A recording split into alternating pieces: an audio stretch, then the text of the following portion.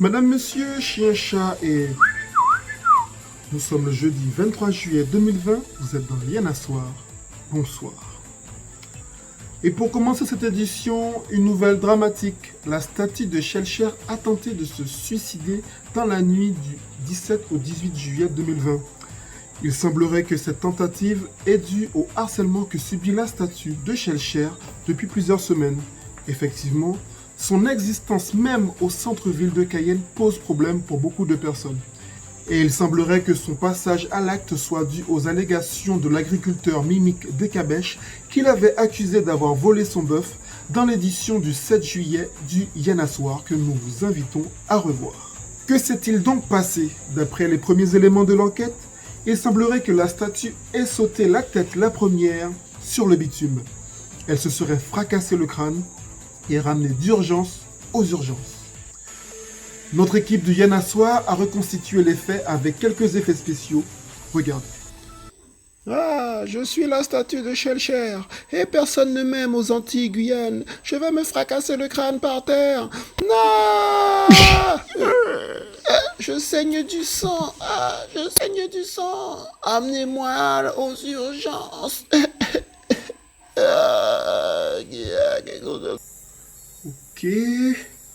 La statue est arrivée inconsciente aux urgences, mais faute de prise en charge rapide, son état s'est très vite aggravé. Et actuellement, son pronostic vital est en jeu.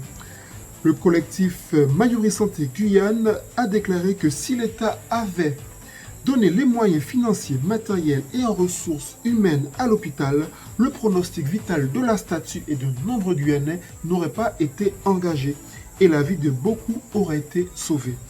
Le collectif a d'ailleurs rendu une motion de revendication signée par les grands élus de Guyane au Premier ministre et au ministre de la Santé lors de leur passage en Guyane, afin de prendre en compte la particularité du territoire. Le député Gabriel Serville a d'ailleurs relancé le ministre de la Santé à l'Assemblée nationale quelques jours après, qui a répondu que en Guyane tout va bien, que l'État a déjà apporté pas mal de choses, soyez contents. Nous n'avons jamais manqué de lits, nous n'avons jamais manqué de respirateurs, nous n'avons jamais manqué de place pour hospitaliser les malades et sauver des vies. Nous n'avons jamais manqué de matériel de protection. Nous sommes très fiers de l'action qui a été menée, déterminante pour sauver des vies en Guyane. Et ça, c'est une réalité. Soyez fiers de cela, monsieur le député.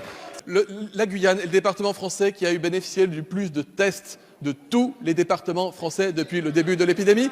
Et c'est ce qui a permis, avec l'excellence de la médecine et la détermination des soignants, de sauver des vies et d'enrayer l'épidémie. À l'heure à laquelle je vous parle, les indicateurs sont plutôt rassurants par rapport à la semaine dernière. Mais les Guyanais ont plutôt interprété cette réponse comme ceci.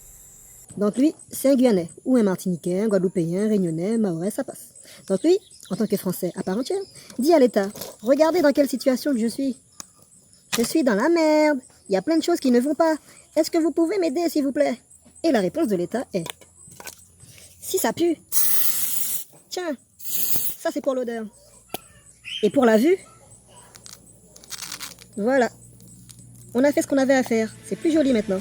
Et nous rappelons que ceci n'est pas l'avis du Yen à Soir, mais le ressenti de la population guyanaise qui est excédée par ce manque de considération. Afin de se faire entendre, le collectif Mayuri Santé Guyane a donc manifesté ce mardi 21 juillet 2020 sur la place Schellcher. Non, parce que vu qu'il n'y a plus la statue, comment est-ce qu'on doit l'appeler cette place-là maintenant? Hein? Ah ouais, pas mal. Le collectif Mayuri Santé Guyane a donc manifesté ce mardi 21 juillet sur la place sans statut afin d'obtenir validation des recommandations de la motion signée par les élus, notamment la création d'un CHU et le maintien des équipements Covid-19 sur place après l'état d'urgence.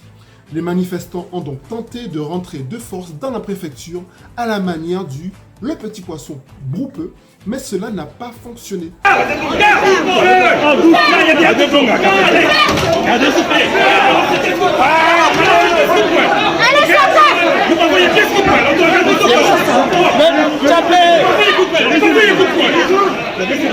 Ils ont tenté un concours d'armes avec les forces de l'ordre. Il faut filmer ça. C'est mon applaudissement pour les guerriers. Applaudissements pour les guerriers. balai, il n'y a pas de coup encore. Mais ils se sont rappelés que balle qui a couru plus vite qu'il sabre. Ah ben tiens, tu vois, ça peut être un son de Gifta, ça. Balle qui a couru plus vite qu'il sabre. Au fond, mon ghetto. Pas gain de temps. Excusez-moi. Et pour calmer les choses, certains manifestants ont tenté un barbecue, mais cela a très vite dégénéré. Effectivement, de grosses flammes sont apparues devant la préfecture, mais heureusement que le préfet était là avec son petit tuyau d'eau pour arroser tout ça. Ah non, c'est le préfet qui va prendre. C'est le préfet qui va prendre le tuyau, c'est trop court.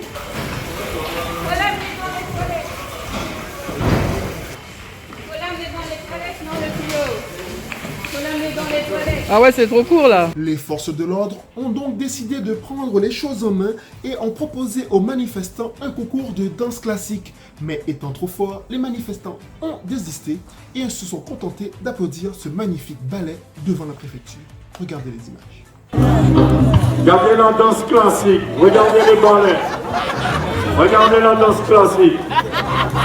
Regardez-moi ça. Le ballet des Bleuets, vous assistez actuellement au remplacement des Bleuets. Des applaudissements pour le ballet. En espérant que ce n'est pas payant. Grâce ou malgré tout cela, une rencontre avec le préfet a pu se tenir dans l'après-midi du mardi 21 juillet et un premier pas dans le sens des revendications des manifestants et du collectif a pu se faire. Une première victoire, mais le collectif demande à la population de rester mobilisée et vigilant afin d'éviter tous les blou-blou.